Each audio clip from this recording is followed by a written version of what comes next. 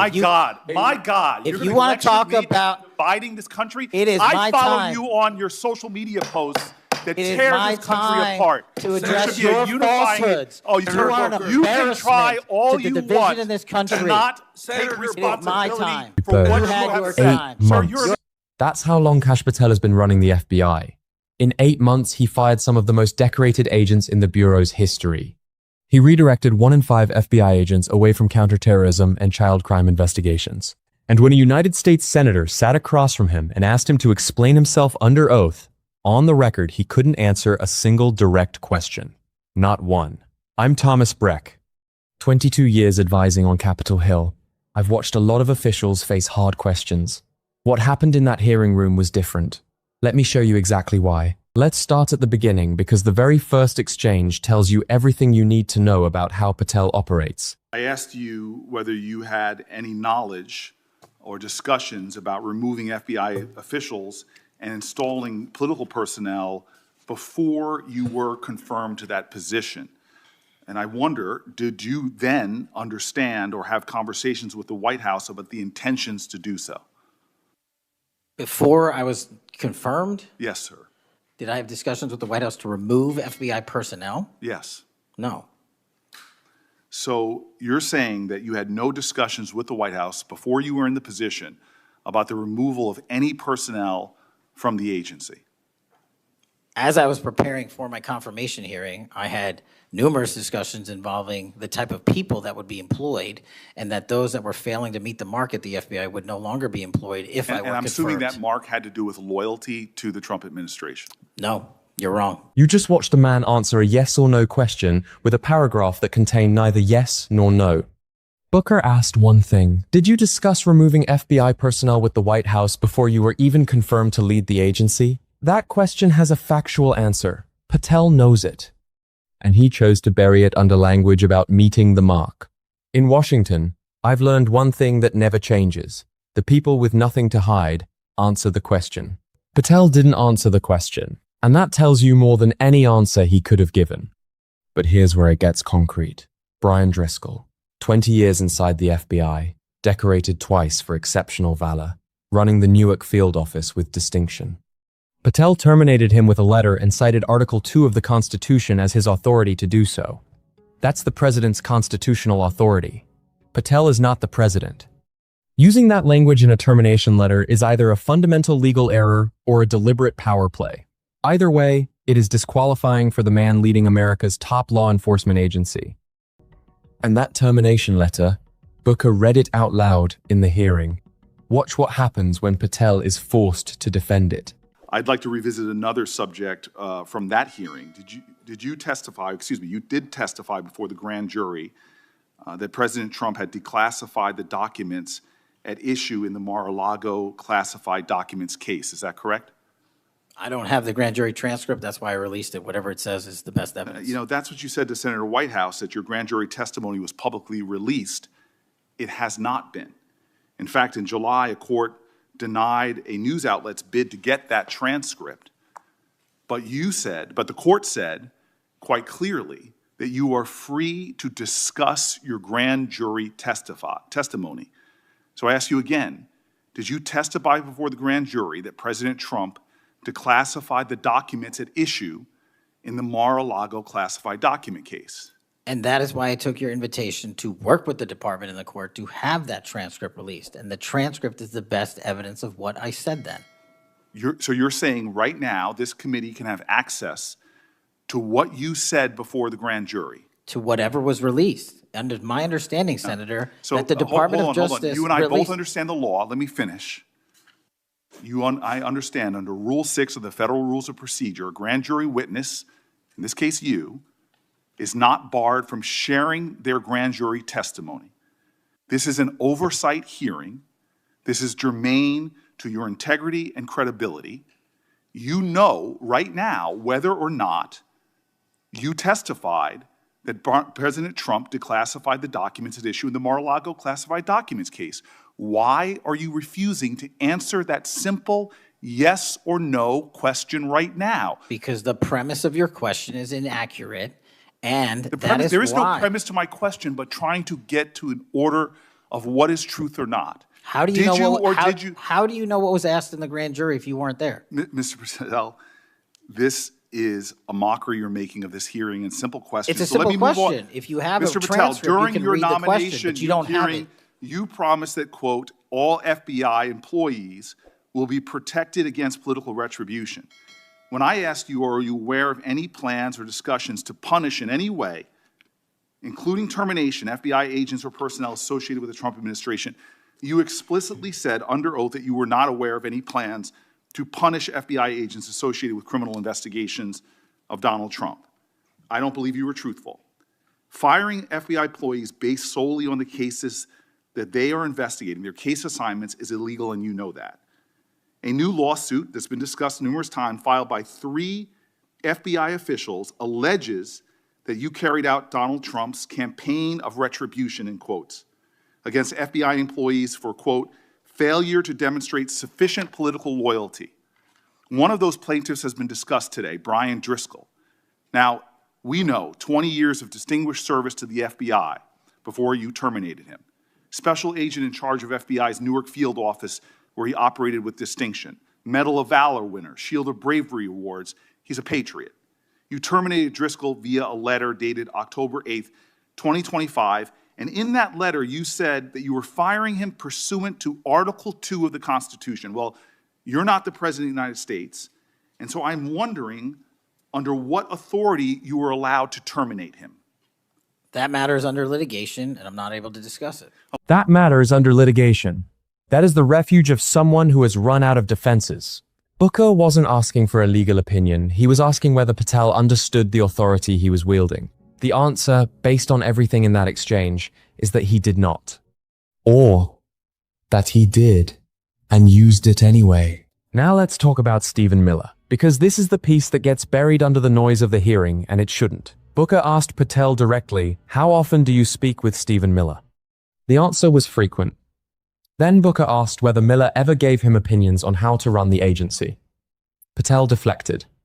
Every single time. Transition 3. Here's that exchange. Listen carefully to what Patel confirms and what he refuses to deny. Okay, well, discuss this. Did you have discussions with Stephen Miller about firing this particular person or about his continuance in the FBI? Not that I recall. How often do you speak to Stephen Miller?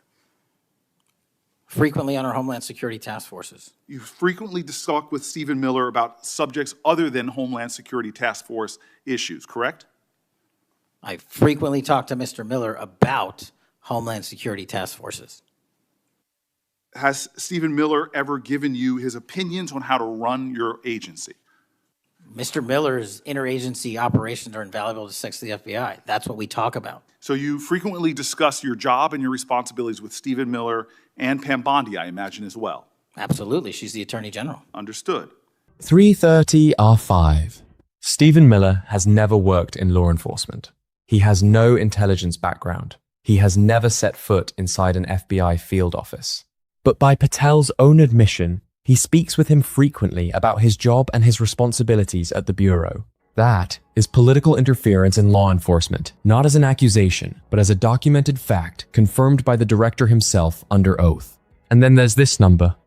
The Cato Institute, a conservative think tank, not a liberal advocacy group, documented that roughly 1 in 5 FBI agents has been pulled from their primary assignments to support immigration enforcement operations.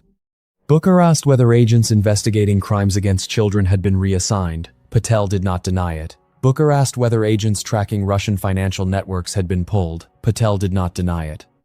When an FBI director cannot deny that child crime investigators are doing immigration paperwork, something has gone structurally wrong, and it goes far beyond politics. Then Booker dropped the number that should concern every American regardless of party. Okay, Donald Trump promised to make us all safer. You have pushed out senior FBI agents with decades of knowledge and experience. In fact, this is the first time in FBI history that neither the director nor the deputy director have any experience with the FBI. You've shifted the agency's priorities primarily to pursuing Donald Trump's immigration enforcement agenda. According to ICE data, the Cato Institute, which is a conservative think tank, found that 20% of all agents have been diverted from their work to assist ICE immigration enforcement. 20%. Part of this operation is the work of mass law enforcement who jump out of cars, snatch people off streets at churches, schools, and their jobs and hospitals. Have there been any FBI agents who investigate crimes against children that have been assigned to immigration enforcement, yes or no? The premise of what you say is entirely Have there been false. any FBI agents who investigate no. foreign domestic terrorism? You don't get to say America is not safer under this I am leadership. not saying America that. is You're safer making because of the work of the FBI. You're making a presumption of premise. 4,700 children. Sir, we have you seized 6,000 weapons and you are not 23,000 violent felons have that been FBI arrested. agents who investigate human trafficking have been reassigned to immigration enforcement. You are not denying that FBI agents who are on the task force that fight against Russian oligarchs have not been reassigned. Public Corrections Squad reassigned. People who defend children reassigned. You're not denying that. I've seen you FBI time and agents time don't again get reassigned. attack my colleagues' premises of questions as a way to not answer the question. So let me end with this. I believe you have made our country weaker and less safe. I believe that we are more vulnerable to a major event, and I pray to God it doesn't happen. You've gutted the Bureau of Institutional Knowledge and Expertise. You fired or pushed out seasoned FBI officials, many with more than 20 years of experience, and were working on cases that were critical. You've been purging thousands of serious law enforcement officials who spent their careers keeping us safe, only to lower hiring standards in order to find anyone to replace them. And shockingly, you admitted in this hearing to Senator Coons that it would take 14 years to fill the vacancies at your agency. Many are the result of your purge. 20% of FBI agents are doing low-level immigration enforcement instead of their mission-critical work. You've disbanded entire task forces that stop election interference, foreign influence, public corruption. And who benefits from this? Well, corrupt people benefit from it. Criminals benefit from it. Vladimir Putin benefits from it. And it really makes me wonder who you're looking out for. It makes me think we can't trust you as a nation. You swear to release the Epstein files, but now you're withholding the Epstein files. You claim that you have a suspect in a serious assassination. Whoops, then you don't have a suspect. You know nothing about plans to remove FBI agents, yet you're directly involved in those plans. In the words of an ex-FBI official, you are overseeing, and I quote, generational destruction of the nation's premier law enforcement agency. Mr. Patel, in just 8 months, you have assaulted the institutional integrity of the FBI. But I know FBI field agents. I've worked with them in Newark. No matter how truly bad you are, you can't undermine the legacy of agents who fight every day to keep us safe, but you can tarnish the integrity of the agency and undermine the agency's capacity. 14 years. Patel admitted it himself. The institutional knowledge that took decades to build gone in 8 months. And the replacements are being recruited under standards that have been quietly lowered because there aren't enough qualified candidates willing to take the job. Here is my take, and I'll be direct. What Cory Booker did in that room was not a speech. It was a closing argument. Every question was deliberate. Every fact was sourced. And when Patel finally responded after Booker's time had expired, he called it a rant of false information. He did not correct a single fact, because he couldn't. I've been in rooms like that one. I've watched cabinet secretaries, agency directors, and senior officials face hard oversight. The pattern is always the same. The ones with nothing to hide answer the questions. The ones with something to hide attack the person asking. Kash Patel attacked the person asking. Booker said he doesn't think Patel will be around much longer. That may be true, but what concerns me more than one man's job security is what gets left behind. The agents who spent 20 years building cases against fentanyl networks, foreign interference operations, and child trafficking rings, they didn't vote on any of this. They showed up. They did the work. And in 8 months, a significant part of what they built was dismantled by a director who couldn't answer basic oversight questions in front of the United States Senate. That is not a partisan statement. That is the documented record. And the documented record deserves to be called exactly what it is. I'm Thomas Breck. This is Breck Unfiltered. I've seen how Washington works. This isn't it. If this breakdown gave you something real, subscribe. No noise, just the record. Kutante, Rithmi Sautin.